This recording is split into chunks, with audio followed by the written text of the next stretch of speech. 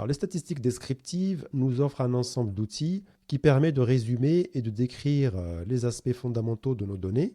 Ces mesures vont nous donner une vision claire de la tendance centrale, de la dispersion, de la position et de la forme de la distribution des données. Elles sont essentielles pour poser les questions, enfin les bonnes bases, plutôt les bonnes bases, avant de plonger dans des analyses plus complexes et de modélisation. Alors, juste une petite vue pour vous présenter un petit peu comment nous allons structurer notre exploration des statistiques descriptives. Nous allons commencer par les mesures de tendance centrale, où nous allons découvrir donc la moyenne, la médiane et le mode, qui nous aident en fait à identifier le centre de nos données. Nous enchaînons ensuite avec des mesures de dispersion, c'est-à-dire la variance, l'écart type et l'intervalle interquartile, qui mesurent la variabilité ou l'étendue de nos données. Ensuite, des mesures de position, donc les quartiles, les déciles, les percentiles.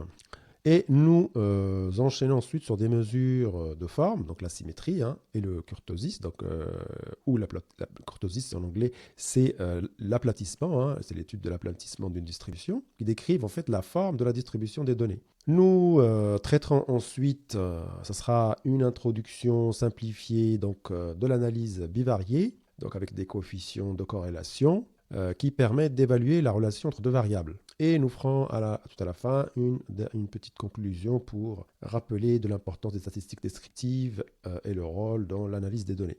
Voilà, donc apprendre en fait les statistiques descriptives, c'est acquérir ou avoir la capacité de voir au-delà des chiffres pour découvrir un peu les histoires qu'ils racontent, des tendances cachées aux anomalies subtiles. C'est un premier pas vers la transformation de données brutes en décisions éclairées. Donc sans tarder, on commence donc par la mesure de la tendance centrale.